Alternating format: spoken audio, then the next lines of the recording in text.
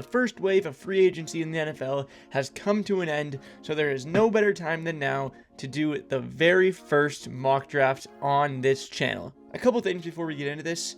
I'm doing these picks based off what I think the teams will do, rather than what I think they should do. There will also be no trades in this mock draft, and without further ado, let's get right into it. With the first pick, this one is extremely obvious. We all know who it is.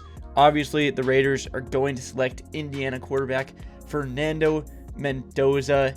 If you're a Raiders fan, you knew this was the pick basically from when it was announced that the Raiders got the first overall pick in week 16 or 17. But I feel bad for Raiders fans because the mock draft has just been so boring for them because they know who they're going to take. But at the end of the day, you can't be sad if you're a Raiders fan because Mendoza is obviously a great prospect. Now, it will be interesting to see if they decide to sign a veteran guy like Kirk Cousins or someone like that and then have Mendoza rest behind him for a year, or if they're going to immediately thrust him into the starting job. I don't necessarily think Mendoza is at that level of quarterback like Caleb Williams was coming out of the draft, where you just know day one he's your starter. So it'll be interesting to see how the Raiders play him with his development and if they give him a year of rest. But nonetheless, he still is an easy first overall pick. All right, so number 2 is where the draft really starts. And the Jets could go a lot of ways here. I've seen some mock drafts give him Francis Mauigoa. I really don't think that's going to happen. I still see him as more of a tackle, even though a lot of people do think he's a guard. And the Jets do have 2 amazing tackles still. So I see this pick is between Arvell Reese and David Bailey. David Bailey gives you more of that pure edge rush, pass rusher type player, while Arvell Reese is more of a versatility. He reminds me of Michael Parsons coming out of college. So I do think that Reese is the better player, and I think the Jets do go with Reese at number 2. Again, he gives you that lineup versatility that you need on this young team. I know Aaron Glenn, being a defensive-minded coach, will love to have a guy that he can plug and play wherever he wants along the defensive line, whether that be edge, off-ball linebacker. So I feel like Arvell Reese just is the smart pick for the Jets right here. I get that he does not have a lot of experience at edge rusher, but again, he's super young, he's still developing, and just raw talent athleticism-wise, I feel like he is one of, if not the best players in the entire class. I don't think the Jets can go wrong taking Arvell Reese at number 2. The Cardinals are on the clock at number 3, and again, they can go a lot of ways here. Again, I see a lot of Francis Mauigoa mocked here, just because the Cardinals do need offensive tackle, and David Bailey here as well. They do need edge help as well. The Cardinals honestly are such a weak roster that they can go anywhere and that'll be fine. See, Francis Mauigoa, he plays majority of his snaps at right tackle, and I just feel like this is the correct pick for the Cardinals here. I get the concern with his arm length and his movement, but at the end of the day, this is the best tackle in the class. Offensive tackle is somewhat of a premium position, I would say, so I don't think the Cardinals can go wrong here selecting Mauigoa at number 3. If you look at the Cardinals free agent signings this year, they did sign Isaac Seumalo, but again, he is a guard, and I still believe Mauigoa is a tackle at the NFL level, and they didn't bring much else in terms of offensive line, so I feel like Mauigoa is still the right pick here at number 3. Moving on to pick number 4, the Tennessee Titans are on the clock. You can see their old logo still here. I love their new uniforms. I love their new logo. And speaking of the word love, the Titans definitely go with Jeremiah Love if he is still on the board, which he probably will be, at number 4. Again, they could go so many positions here. David Bailey's still on the clock. I could definitely see the Titans selecting him. I think Sonny Styles is in play as well. Even Carnell Tate is definitely in play for them. But at the end of the day, we are looking at a running back who is just elite in every asset of the game. His receiving ability, his contact balance, his elusiveness. I just don't think you can go wrong with picking Jeremiah Love, even if it's a top 5 pick on a running back. The Titans offense right now really lacks explosiveness and elite playmakers, and if they want to give Cam Ward a weapon, I can understand how some people would want Carnell Tate, but I think Jeremiah Love is just the better player. He's superior, so I know he's a running back and Tate's a receiver, so it's a little bit different, but I feel like Jeremiah Love will make a bigger impact on this offense than any of the receivers in this class will. So I feel like this is the right pick for the Titans here. Again, Love just has that explosive home run speed and that big playability that teams crave. and especially a team like the Titans, where they just have lacked that for the past years, he will come in and probably immediately be the best offensive player on this team and try to bring life to a pretty dormant offense. The Giants on the clock at number 5. Again, like a lot of teams in this top 10 range, they could go a lot of directions based off how the board falls, but I still think that they're going to end up going with the best player, in my opinion, in the draft, and that is Caleb Downs from Ohio State. I know a lot of people will be upset about that if that happens on draft day, considering you're using a top 5 pick on a safety. And if Sonny Styles is still on the board, I feel like Giants fans will probably want him over Downs. But if you go look at the Giants free agent signings, they did give Tremaine Edmonds a $36 million contract over 3 years. So linebacker definitely isn't the biggest need for this team, considering they also have Kayvon Thibodeau. I know he's not really off ball, he's more of an edge guy, but the front 7 of the New York Giants is pretty elite. And I know they signed this guy, Darius Washington, but again, that's more of a depth signing. So I feel like Caleb Downs would fix the biggest need for the Giants, and that is their terrible secondary. Again, I said Caleb Downs is probably the best player in this class. I mean, he reads defense and communicates like a defensive coordinator. His ability to read and diagnose plays is next level, and I know that people will be hesitant to take him this early just because he's a safety, but we have to remember the last time that a really, really good safety was in the draft, it was Kyle Hamilton. He fell all the way to 14, I believe, or something like that, which the Ravens have again this year. But we all saw he's now the best safety in the NFL, probably. He's the highest paid safety in the NFL. So I don't know how you can not justify taking what could be the best safety in the whole NFL at the number 5 overall pick. Number 6, my Cleveland Browns are on the clock, and this is my dream scenario here. You got to go with offensive tackle or wide receiver. Francis Mariano is off the board.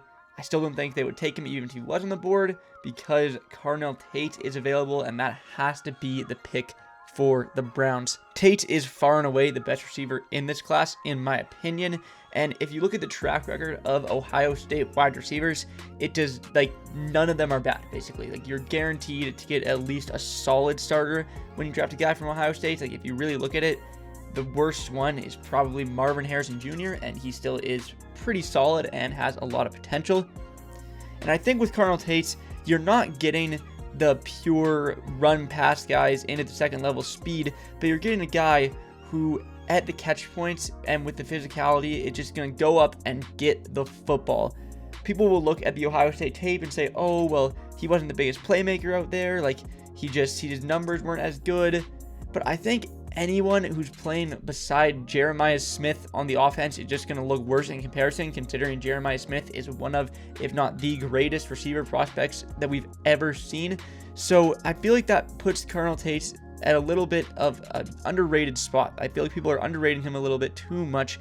He still had 875 yards and 9 touchdowns in 2025, which is a very good for a receiver, especially when you play alongside Jeremiah Smith, considering you're still getting that many looks. 17.2 yards per reception. Again, that is amazing.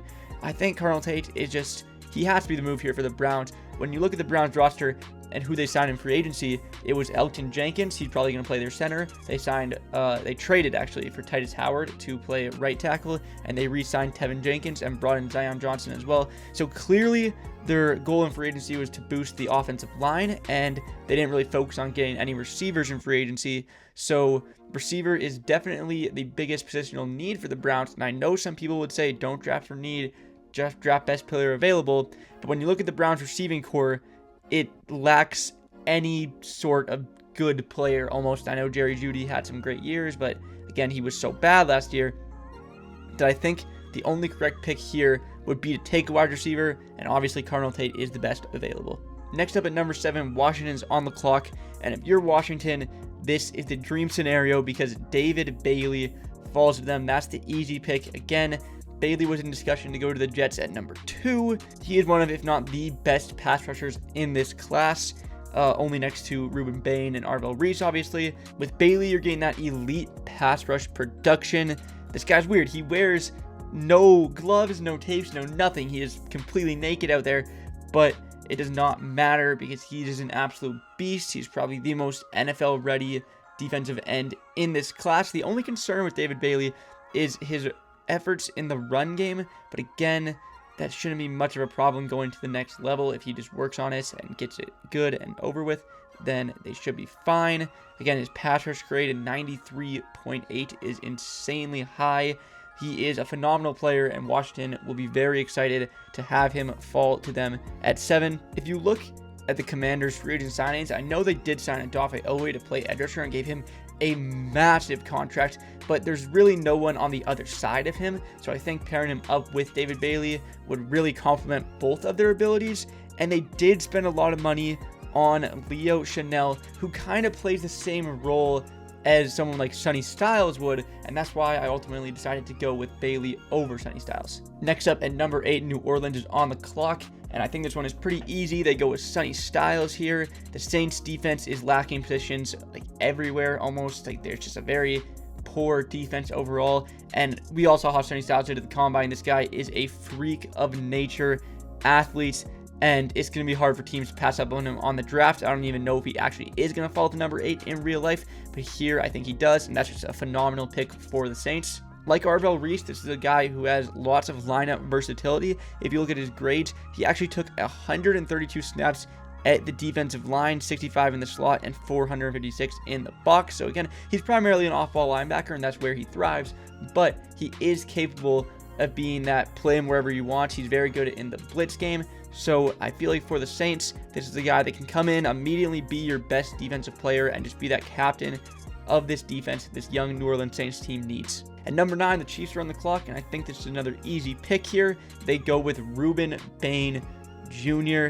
Again, the Chiefs, they're in kind of a weird spot right now because they're definitely not going to go full rebuild, considering they are the Kansas City Chiefs. They have Mahomes, and they just paid Travis Kelce that 3-year, $54 million contract or whatever it was.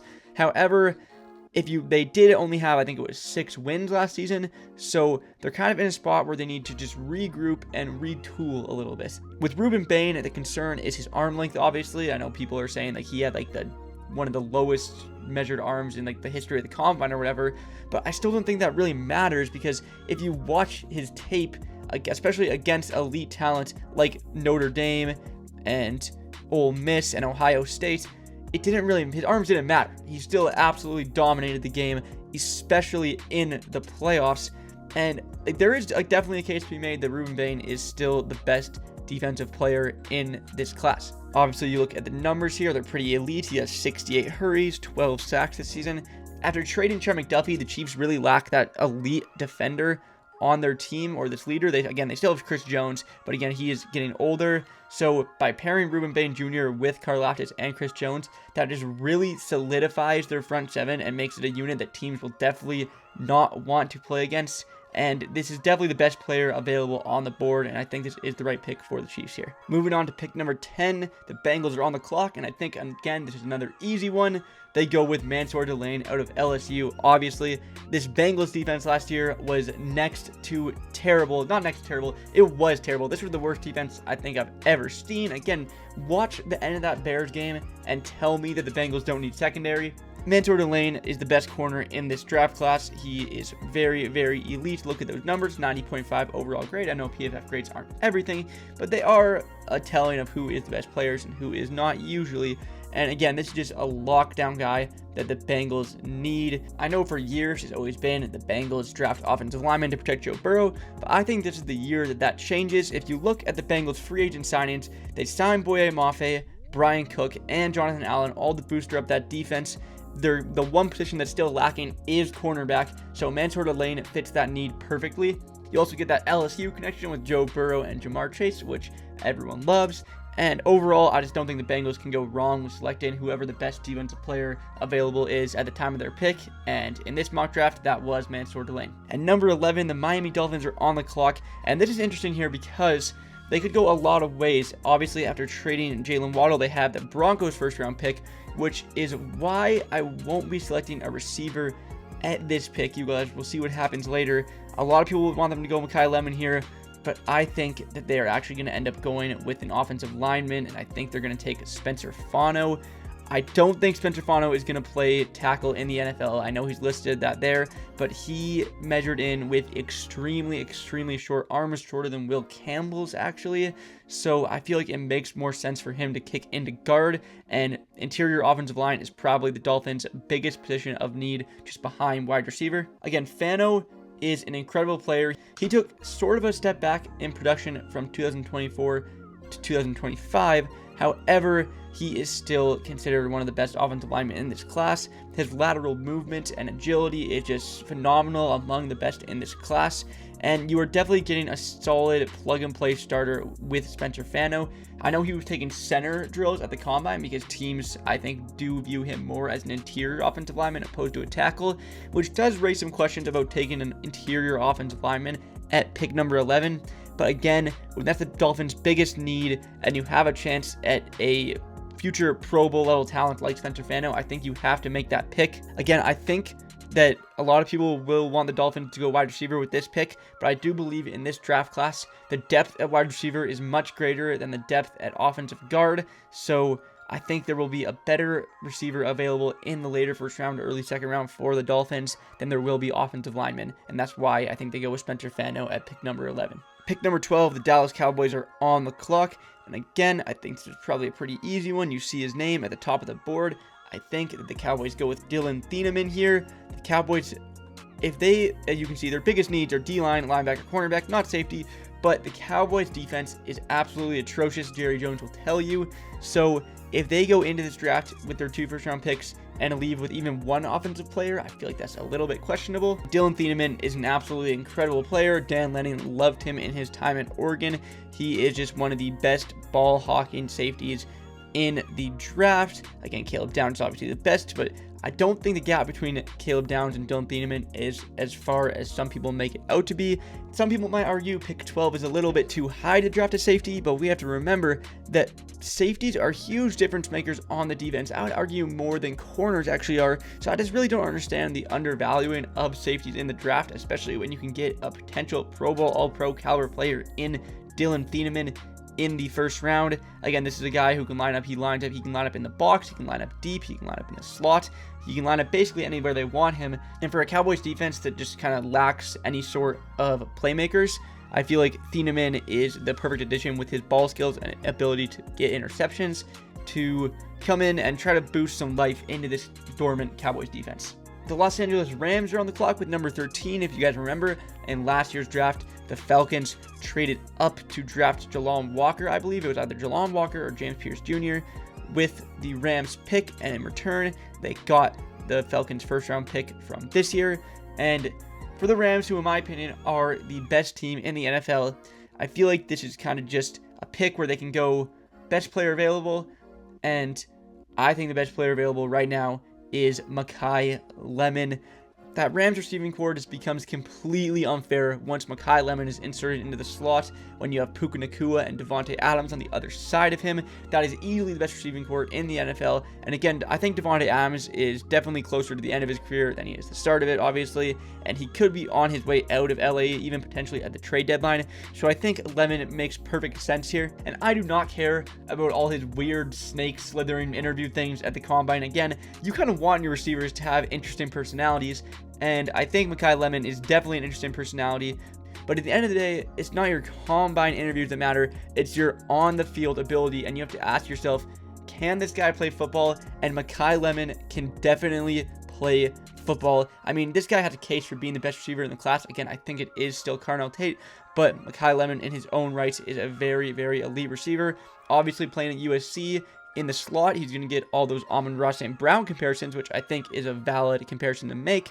And I think overall, with where the Rams are, they don't really have any holes on their offense. So if they can just add another elite weapon to give their opposing defenses headaches, that is the perfect move to make. And I think by drafting Makai Lemon, it does just that. Pick 14, the Baltimore Ravens are on the clock after they got their picks back from the Max Crosby trade. And I think the perfect pick for the Ravens here will be to go with offensive line. And it is between Monroe Freeland and Vega Ione, but at the end of the day, I definitely see Monroe Freeland as a true left tackle, and the Ravens need more interior, so they are going to go with Vega Ione. There's a case to be made that Vega Ioane is actually the best offensive lineman in this entire draft, but again, he plays guard, so obviously that's going to hurt his stock a little bit. But if you're the Baltimore Ravens, this is the perfect pick to make, especially after losing Tyler Linderbaum to the Raiders on that massive contract. The Ravens are in sort of an interesting spot. I don't really see them as being truly elite like some other people do, but they're not terrible, and they should definitely still be competing for the AFC North Division title. So adding a guy like Vega Ioane, who can still just create lanes for Derrick Henry and just overall come in and boost your offensive line, will be the correct pick here. I could understand if they wanted to go someone like Kenyon Sadiq as the Mark Andrews and Isaiah Likely replacement, considering that Likely went to the Giants and Mark Andrews is nearing the end of his career. But I still think they need to bolster up their front five, and Vega Ioane would be the perfect addition here. With Todd Monken and John Harbaugh both leaving the Ravens, we don't really know how their offense is going to run, but I still think that Vega Ioane is the right pick here. Next up, at number 15, the Tampa Bay Buccaneers are on the clock, and I think they go with Oregon tight end Kenyon Sadiq. Sadiq, although maybe not as good of a prospect as your Brock Bowers, your Tyler Warrens, and your Colson Lovelands, he is probably 10 times the athlete that those guys are. Of course, the biggest concern with Sadiq is his effort in the run game and his blocking, but I still think that he had that upside to be a Pro Bowl elite tight end. I know the combine doesn't really matter that much, but if you watch the combine, he turned out an amazing performance. And for the Buccaneers, who just lost Mike Evans, Chris Godwin is always hurt and he's old, adding another pass catcher to go alongside with Emeka Egbuka would be the best move, in my opinion, for the Buccaneers. When Baker Mayfield was in Cleveland, he liked to throw to David Njoku a lot, and Kenyon Sadiq kind of reminds me of David Njoku in just the way that they play. Big, athletic, fast, speedy tight ends, and the Buccaneers desperately need someone to come into this offense and make plays for them. So I feel like Kenyon Sadiq is the perfect fit for Tampa Bay and Baker Mayfield here. The New York Jets are back on the clock at number 16. Again, they went Arvell Reese at number 2, but here I think they switch it to the offensive side of the ball, and this might surprise some people, but I think they draft Omar Cooper Jr.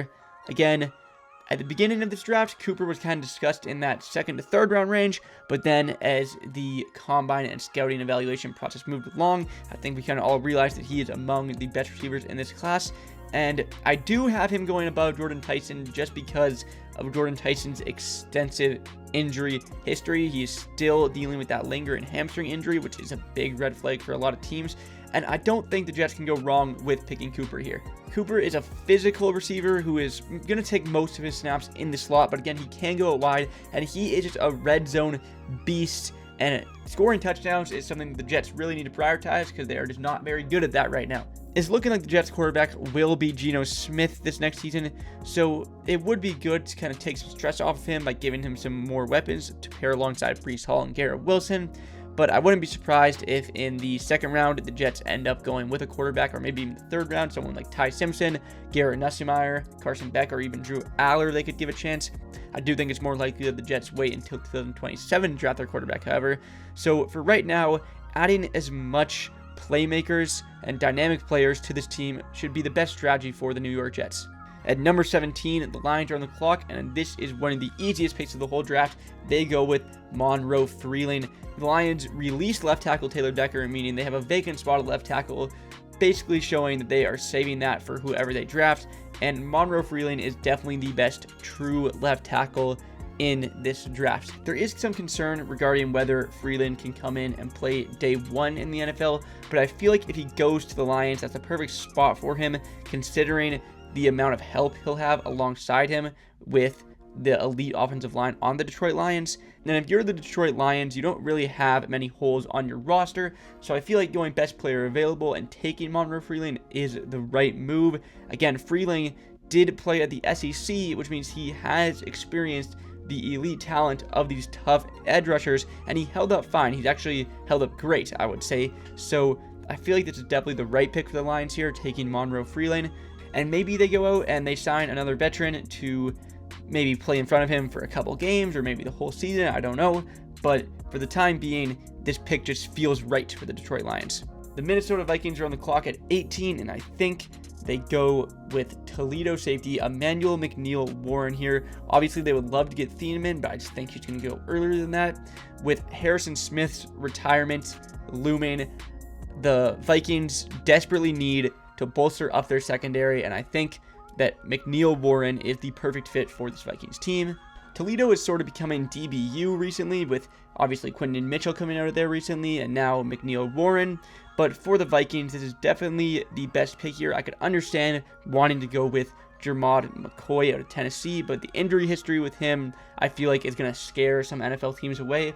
And with McNeil-Warren, you're getting that day one starter who will immediately come in and improve this poor secondary. Next up, the Carolina Panthers are on the clock at 19, and if you were to ask me before free agency, I definitely would say that the Panthers are going to go with a defensive player, probably a defensive lineman. But if you look at their free agent signings, they really made efforts to improve this front seven, especially by signing Jalen Phillips to this absolutely massive 4-year, $120 million contract, and then Devin Lloyd to the 3-year, $42 million contract. So right now, I don't think a defensive lineman or a linebacker is this team's biggest need, which is why I think they end up going with Arizona State wide receiver Jordan Tyson.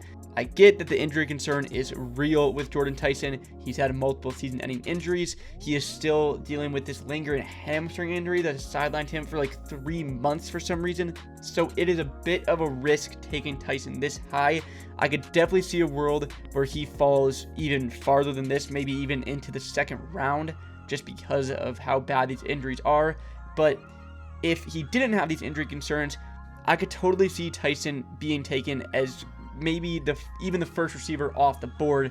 That's how talented he actually is. If you watch the tape and watch any Arizona State game, you will immediately notice Tyson's impact on the game. He creates separation easily. He's fast at the catch point. He has these solid hands that are just like you can't get him off the ball. And I think based on a pure talent wise, he is probably my receiver 1 in this class. But the only reason he falls here is because of injuries. So if the Panthers can get him here at 19 and he stays healthy for his entire career, then we will probably be looking back at this draft and seeing this as an A+ steal the draft, Justin Jefferson type pick here. Moving on to pick 20, the Cowboys are back on the clock after taking Dylan Thieneman at pick number 12. Again, I still see the Cowboys going a defensive player here, drafting a secondary player with their first pick. I could see them going Jermod McCoy again, the injury history.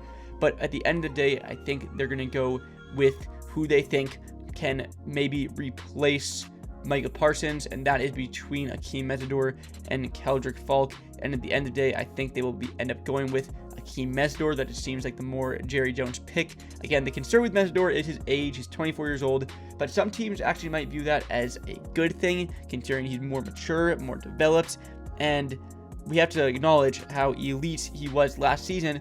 I feel like he gets overshadowed by Ruben Bain on the other end of the defensive line. But again, he had more sacks than Bain, and in the playoffs, he truly was a difference maker. If you see in that national championship game, the 83 grade, Akeem Mesidor is probably one of the best defensive players in this class, and I think the Cowboys, who desperately need to find someone who can fill the void that Micah Parsons left, will be thrilled to take him here at 20. At 21, the Steelers are on the clock, and the Steelers are one of the most interesting teams in this draft because they could go so many different ways here. I could see them taking Jermod McCoy, even CJ Allen. They could go like a tackle like Blake Miller or Caden Proctor. But at the end of the day, I do think no matter if Aaron Rodgers retires or if he doesn't, they do end up going Ty Simpson in the first round. I know what people are thinking is that this might just be Kenny Pickett 2.0, considering this is a quarterback who before the season wasn't really projected to go high, and now he's projected in the first round, and again, he's drafted at a similar spot to the Steelers. But I still think the Steelers just need to invest in the future, and Ty Simpson, although he has his question marks, could definitely turn out to be a solid quarterback in the NFL. With Simpson, the biggest concern is probably his size and his consistency, considering in the first 9 games of this college season, if you were to ask me who the best quarterback in college was, I probably would have even told you Ty Simpson over Fernando Mendoza, but he kind of fell off towards the end of the season, especially against in big games like against Georgia and against Indiana. So that is why I don't think Simpson will be going earlier. I could definitely see a world where he falls into the second round even, but I don't think the Steelers will be starting him day one. I think this is a guy that they're going to try and develop to eventually become their starter. And I think signs are pointing to Aaron Rodgers returning this season. That's why the Mike McCarthy hire makes sense. So I feel like as a developmental pick, Ty Simpson is good for the Steelers here. I don't really see any, again, Blake Miller's a right tackle. The Steelers don't need right tackle. They need primarily left tackle. I don't think they go Caden Proctor here. So I feel like Ty Simpson is just kind of the right pick for the Steelers here. The Los Angeles Chargers are on the clock at 22, and despite their terrible offensive line, particularly their interior offensive line, I just don't think there's an interior offensive lineman good enough to draft at 22. So the Chargers are going to take more of a best player available route here, and I think they are going to go with Jermod McCoy. I know that the Chargers defense is pretty good, but they don't really have that elite player in their secondary, and Jermod McCoy can definitely be just that. Obviously, the big red flag with McCoy is that he didn't play last season. He tore his ACL in January of 2024, I believe, which sidelined him for the entire season. So you are getting a guy who hasn't played football in a year, which is very concerning. But in 2024, he was arguably the best corner in all of college, looking like he was going to be a top 10, maybe even top 5 pick in the draft. So to land him here at 22 and take the gamble, I feel like the Chargers will be doing that. Again, they're a playoff team. They just want to add the best players available to help them continue to win games. And I think Jermod McCoy does that. Next up, the Eagles are on the clock. And I think with this pick, people, Eagles fans especially, are not going to be happy, but I do have them going with Blake Miller from Clemson. I know if you're an Eagles fan, you're probably thinking offensive tackle is not what we need right now, but Lane Johnson is definitely on his way out, and when he retires, you don't want to be starting just a bad or average player there, and I think Blake Miller, with a year behind, again, either Lane Johnson or Jordan Mailata, can really benefit and turn into, again, a Pro Bowl and elite offensive lineman, which Philadelphia fans love to have. I could see the argument wanting to go with a wide receiver here or even an edge rusher, considering that A.J. Brown's name has been thrown around in trade talks and the Eagles' defensive line just lost Jalen Phillips. But at the end of the day, I think the smarter pick for them here is to invest in the future to continue to keep getting better. And Blake Miller is definitely a very solid player. I think he can develop into a really good football player, especially on the Philadelphia Eagles. So I feel like this pick, although it might not be the best for the now, is best for the Eagles in the long term. At 24, my Browns are back on the clock, and they could double up and go wide receiver, which I think will be very interesting, and draft Denzel Boston here, or they could go potentially to get another elite guy on the edge to pair alongside Myles Garrett with a Keldrick Falk or a TJ Parker. But at the end of the day, the Browns still do need a left tackle. Right now, Dalton Jones is the starter, and I just don't think Dalton Jones is reliable enough. So I see us going with Caden Proctor out of Alabama. Caden Proctor, I think I said Caleb earlier, is an absolute mountain of a man, 6'7", 366 pounds. I think if he wants to be really solid in the NFL, he's going to have to cut down that weight a little bit, maybe try to get down to 350 or 340. But again, he doesn't have to start day one. I did mention the Browns still have Dalton Jones, and if this guy can come in, he definitely can be the Browns day one starter at left tackle, but he could also rest behind Dalton Jones for a couple of weeks or maybe even halfway through the season and then come in, learn to develop his game a little bit more, and then I feel like he could be a very, very solid starter for any NFL team that drafts him. The biggest drawback to Proctor is definitely his weight, like I mentioned earlier. Again, he's probably going to need to cut down maybe 15 to 20 pounds if he really wants to be able to keep up and mirror these elite edge rushers, especially in the AFC North.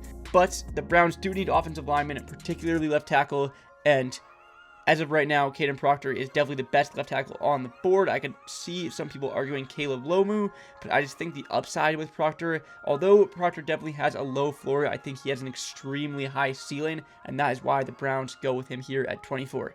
Next up, the Chicago Bears are on the clock, and I think they need to go defensive line here. There are still lots of good defensive linemen left on the board, but I think the best pick for this Bears team right now will be interior defensive lineman, and I think they go with Caden McDonald from Ohio State. This draft class is very interesting when it comes to the interior defensive lineman because we really don't know who the best one is. It's kind of just who you like the best between Peter Woods, Caleb Banks, and McDonald. But again, I feel like the Bears will probably see McDonald as the best one of the three. McDonald will definitely fill a huge need for the Bears here, which is stopping the run and defensive line. Although he might not be the flashiest player compared to guys like Keldrick Falk or Cassius Howell, I feel like he fits that need of big run-stuffing interior defensive linemen that NFL teams all want to have. I know it's not the most exciting pick, but I still feel like it's the best pick for the Bears here. Next up, the Buffalo Bills are on the clock at 26, and I know they traded for DJ Moore, and it does not list wide receiver as one of their biggest needs here, but I definitely still see them going with wide receiver here, and I think they end up going with Casey Concepcion out of Texas A&M. Concepcion is, although maybe not on the elite end of receiver prospects, he is still very, very solid. I think he will pair nicely alongside DJ Moore. And when you draft Concepcion, you are also drafting an elite special teams player, which I know the Bills probably aren't too concerned about their special teams, but that is a plus to drafting him. I could see the argument that maybe you want the Bills to go maybe interior offensive line or defensive line here, but I still feel like every single season, the story at the end of the year is Josh Allen has no receivers. We need to get him some help. And I know they draft a receiver every year, and it usually does not turn out. I'm looking at you, Keon Coleman, but I feel like eventually it's got to pan out, right? So Casey Concepcion, or even I could definitely see them going Denzel Boston, but any wide receiver here is probably the right pick for Buffalo, and I think is what they are going to end up doing. And Keon Coleman is definitely on his way out, so I feel like drafting Casey Concepcion to be your receiver 2 with receiver 1 upside will be the best available play for Buffalo here. Next up, the 49ers are on the clock, and they just signed Mike Evans, so I saw a lot of mocks pre-free agency having the Niners take receiver. However, I don't think that will happen anymore after the Mike Evans signing. I think what's more likely to happen is the Niners attempt to draft the successor to Trent Williams here, or just any offensive lineman, and I think they're going to go with Max Ihenachor here to be that potentially your starter in year 1 at right tackle, or eventually succeed Trent Williams at left tackle. Ihenachor, which I hope I pronounced that right, it might be Ihenachor, but he's an extremely interesting prospect because he did not start playing football until I think it was 4 years ago or something like that. It was like end of high school, beginning of college before he actually even played football like ever. So it is very interesting. He is very raw, but his tape does not lie. He stands out on tape. He's extremely athletic. He ran a 4.91 at the combine, which I know the 40-yard dash for offensive linemen isn't that important, but it does go to show how much of a true athlete he really is. And for a team like the 49ers to draft him, where he doesn't necessarily have to start day 1, I feel like that'll be great for his development, especially learning behind a guy like Trent Williams, and could eventually become an elite Pro Bowl level offensive tackle in the NFL because he has the physical tools and the athletic ability to do so. Next up, the Texans are on the clock at 28, and again, the Texans could definitely use some offensive linemen. Again, I saw a lot of mock drafts having them draft offensive line, but they did just sign Wyatt Teller, which I think was a great sign for them. So I think what's more likely to happen here is the Texans go with a big run stuff defensive lineman, and I think that will be Caleb Banks from Florida. The Texans' defensive line is already the most terrifying unit in the entire league with Will Anderson and Danielle Hunter. So if you go there and you add 6'6", 330-pound Caleb Banks in the middle, this defensive line just becomes an iron curtain that no team will be able to get past.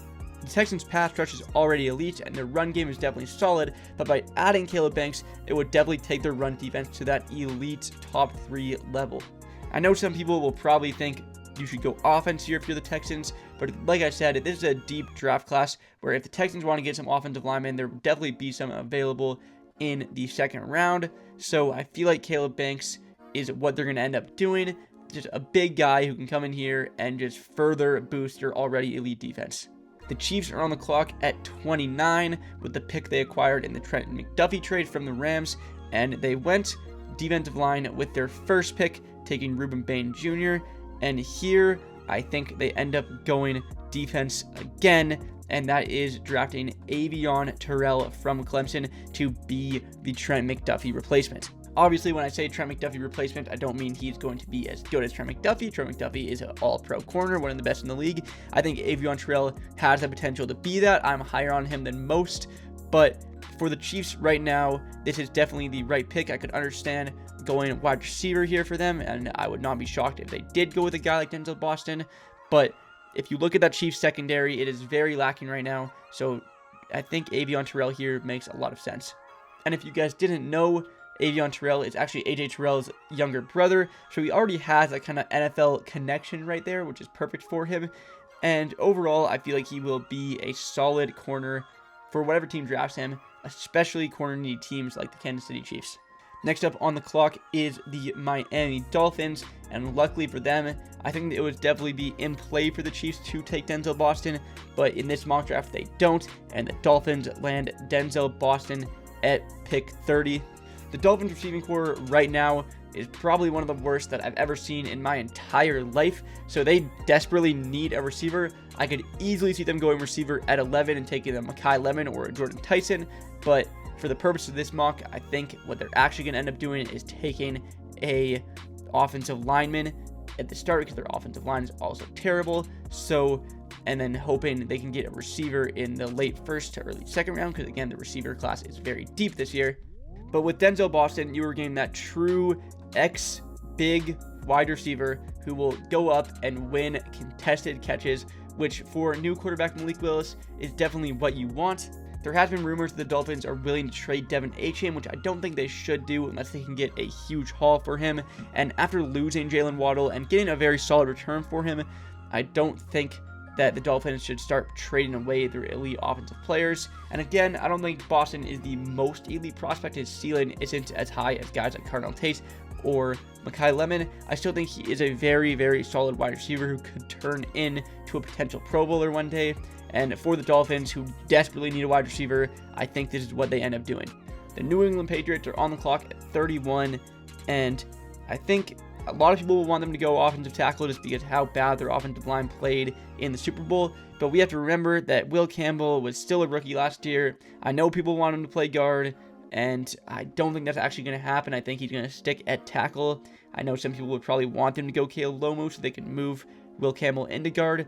But I think what's more realistic is the Patriots end up going with an elite edge rusher, and I think the best one available on the board is definitely Keldrick Falk. If you look at the Patriots' free agent signings, they got Draymond Jones, but again, he's not an elite player at any means. They did go out and get Romeo Doubs, and they did sign Elijah Vera Tucker, who might play tackle for them. I'm guessing he plays guard, and Will Campbell stays a tackle, but I think the biggest positional need for the Patriots is definitely edge still, so Keldrick Falk will fit that need very well. If you look at Falk's measurables, 6'6", 285 pounds, he is an absolute beast.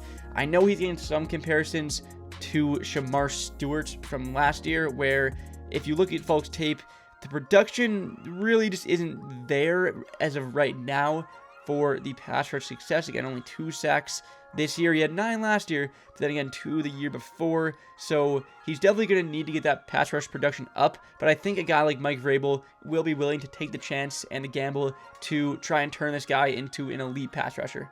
The Seahawks are on the clock at 32, and I think it is definitely between 2 positions for them here, and that is cornerback and edge rusher. And I think right now for me is between 2 players. I think they either go Colvin Hood or they go TJ Parker. I think maybe even Brandon Cesake or Chris Johnson could be in play here, or even Zion Young. But I feel like what they're going to end up doing is drafting an edge rusher. The Seahawks lost a lot of players in free agency, especially on their defense. They lost Tariq Woolen, they lost Boye Mafe. So I think what they end up doing is taking TJ Parker out of Clemson to really solidify that unit again and maybe get someone who probably has more upside than Boye Mafe ever had. And that will do it for the mock draft. As you guys can see, here is the final result. If you guys enjoyed today's video, please consider leaving a like and subscribing. It would mean a lot. And as always, thank you for watching.